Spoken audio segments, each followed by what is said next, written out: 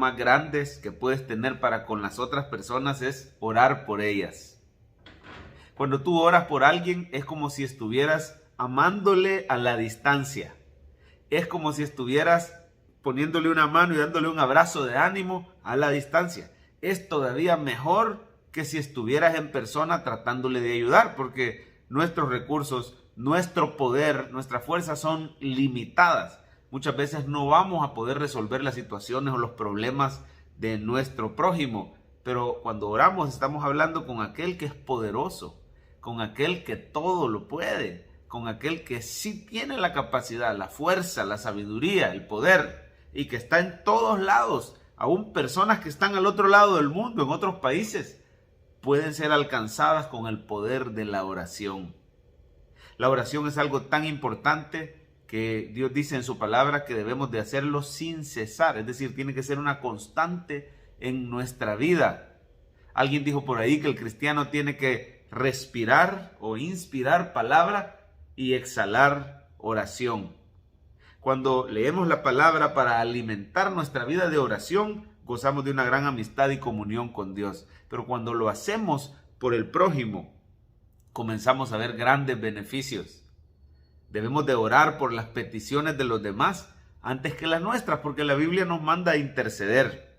Cuando Pablo está hablando de la armadura de Dios, termina ese pasaje, dice que debemos de estar orando en el Espíritu en todo tiempo por todos los santos. Y aún Pablo dice, y oren por mí, que yo pueda predicar con denuedo la palabra de Dios, ¿verdad? Que cuando abra mi boca Dios me respalde. Debemos de orar por nuestros pastores, debemos de orar por nuestros hermanos en Cristo, debemos de orar por el prójimo.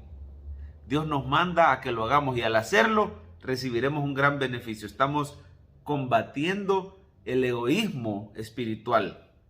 Por eso el modelo perfecto de oración, que es el Padre Nuestro, no comienza diciendo Padre mío, comienza diciendo Padre Nuestro.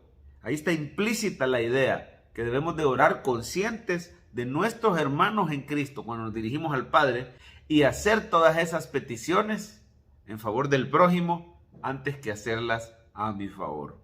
Cuando yo estuve enfermo con coronavirus, mis papás no pudieron estar cerca de mí por obvias razones. Este virus es sumamente contagioso.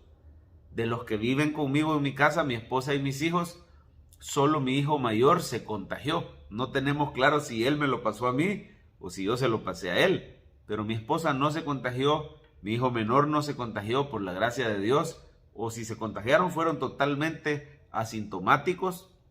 Pero mucha gente estuvo pendiente de mí y estuvieron orando por mí. Y yo sentía los efectos de esa oración, porque me iba sintiendo cada vez mejor. Incluso había momentos que no me sentía tan bien, pero anímicamente me sentía con gozo, me sentía positivo, me sentía agradecido, me sentía optimista.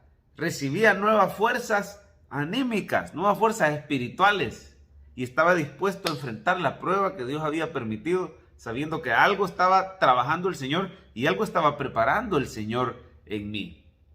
Hoy que estamos en la reapertura de la iglesia, puedo ver la sabiduría de Dios que prácticamente me vacunó contra estas infecciones para poder servir al pueblo de Dios y para poder devolverles el favor de orar por ellos si algunos de ellos se han enfermado. Gracias a Dios, todos los que nos estamos congregando, no he sabido de ninguno que se haya enfermado, pero hay personas que todavía no han podido asistir a la iglesia porque están combatiendo esta infección y están atravesando esta gran prueba. Y créame que como iglesia, como cuerpo pastoral, porque somos más de 25 familias pastorales las que dirigimos la iglesia Sepharad Church, las que servimos aquí, estamos todo el tiempo doblando rodillas, intercediendo por los santos, orando. La iglesia necesita que oremos unos por otros.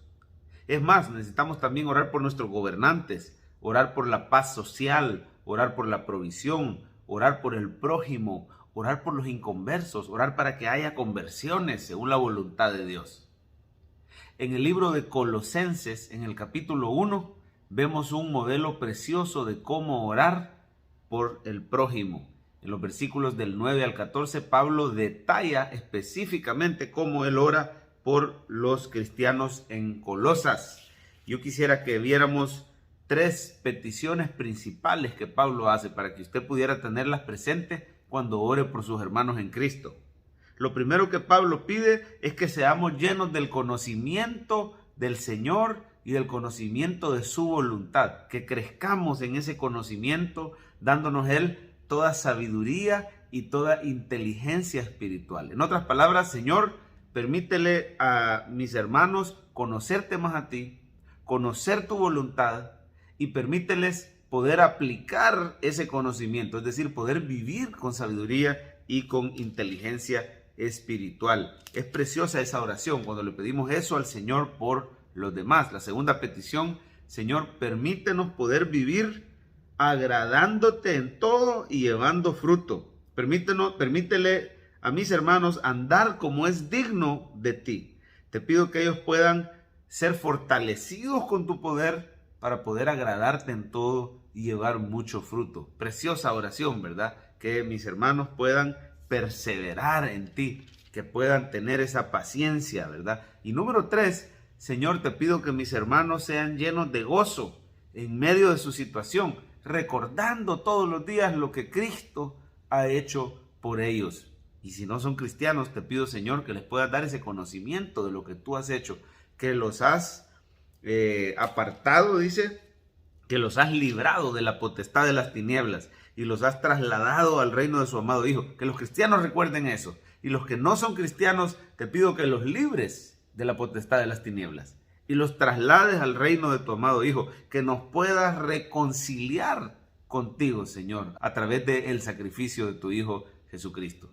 3 formas poderosas de orar por el prójimo: que crezca en conocimiento, Señor, tuyo y de tu voluntad.